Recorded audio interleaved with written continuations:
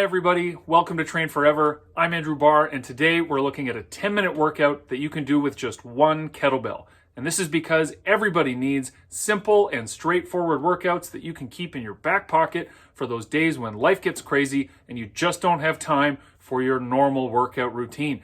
But you also don't want to not work out at all, because you know if you do even a little workout, your mood improves, you have more energy, you feel better, and you'll be more productive. There's a ton of value in even the shortest workouts, so let's get into it. To do this workout, all you need is some space to move and one kettlebell. That's it. If you have a couple different kettlebells, that might open things up a little bit for you, but one kettlebell will absolutely work.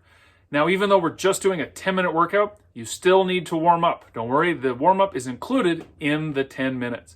Even short workouts require a warm-up. Warm-ups are non-negotiable. The recommended warm-up for this workout goes like this. The first exercise in the warm-up is the bird dog. You get into all fours in a tabletop position, press into the ground to get tall in your arms, brace your core, and extend opposite limbs. You hold this extended position with tension from fist to foot for 5 seconds, sweep the floor, extend those same side limbs, and repeat for a total of 3 reps each side. Next, we have the world's greatest stretch. You start off in push-up position, put your foot outside your hand, dip that elbow to the opposite wrist, and then open up and bring your moving hand all the way to the sky. This gives you a great mix of a little bit of core stability, it's a great stretch for the hips, and it's fabulous for thoracic spine and shoulder mobility. You can do 5 rotations each side. Next, you'll grab your kettlebell by the horns, pick it up standing tall, and perform a set of kettlebell Romanian deadlifts. As you hinge down, you keep your spine strong, not rounded, and keep the kettlebell close to you. This warms up the posterior chain, grooves that hinge pattern, and just acclimates you to the kettlebell a little bit before we get into the exercises of the workout. One set of 10 to 15 reps will do the trick. We'll finish up the warm-up with some light hopping in place. This gets blood flow going, and it gets our neuromuscular system mobilized too. Think of this as skipping without a rope, and go for 15 to 20 jumps. And then you're ready to go. When we're doing short workouts like this that don't involve any maximum strength or explosive power, a shorter warm-up like the one you just did will work just fine. But you must always warm up. Warming up is non-negotiable. If you're finding this content useful and informative, go ahead and give me a like, and make sure you hit that subscribe button so you never miss another training tip. I'll be putting out a new video each week to help you get the most out of your training sessions. Thanks so much. I really appreciate your support. For the workout itself, we're going to do just 2 exercises: goblet squats and 3-point rows. For the goblet squat, you're going to hold the kettlebell close to the chest. There are a variety of different ways to hold the kettlebell, and there are advantages and disadvantages to each. The easiest way to hold the kettlebell is with it upside down and the horns in between your forearms. So your hands hold the ball like so. With the kettlebell in place, you next need to find your squat stance.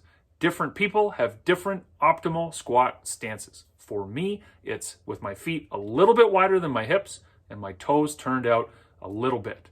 Once you've found your stance, you inhale and brace, descend down to a good depth, push the ground away from you to stand tall, squeezing the glutes and extending the hips to complete the rep.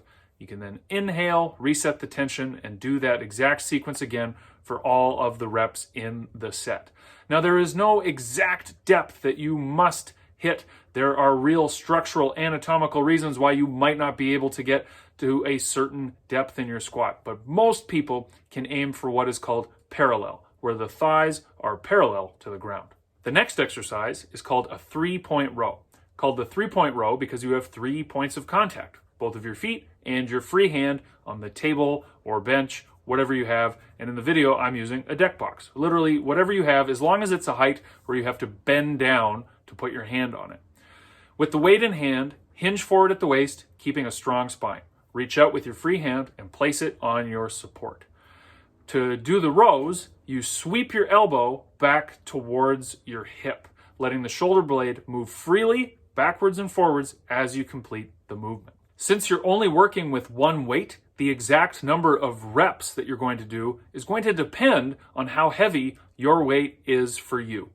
Ideally, you'd be doing between 10 and 15 reps of the squats and with each hand for the row, and you'll be working at a 7 or 8 out of 10 intensity. Sometimes when people hear this idea of working at a 7 or an 8 or whatever the number is, they go, well, how do I know if I'm working at an 8?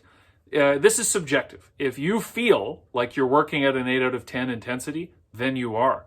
And you might only have the one kettlebell available to you, and that 8 out of 10 intensity point might not fall within that 10 to 15 rep range, and that's okay too. If you get to 8 reps and you feel like that's an 8 out of 10, that's fine. And if you need to do 17 or 18 reps before you get to an 8 out of 10, that's also fine. You just want to work ideally within the prescribed rep range, but if you have to move out of it to get the intensity right, that's completely fine.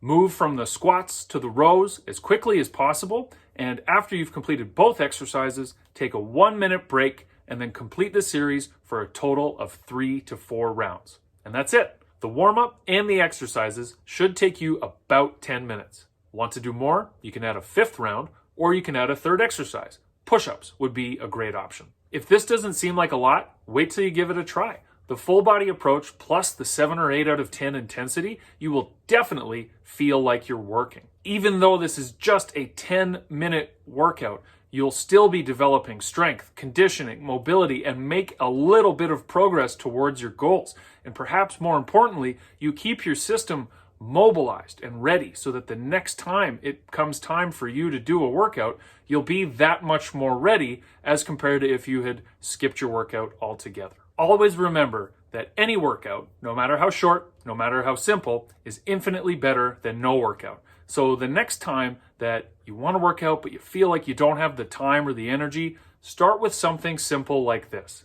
It's worth it. I hope you thought today's video was useful, and if you did, please give me a like and make sure you hit subscribe so you never miss another training tip. I'll be putting out a new video each week to help you get the most out of your training sessions. If you head to the description, you can get my free guide to building core strength, and you can find out how to get my 2 training programs, Strength Training Essentials and Strength Training at Home. One designed for the gym, one designed for home, both perfect for beginners. You can also find information about my online coaching too if you're interested in personalized guidance and some accountability. Thanks so much for watching. We'll see you next week.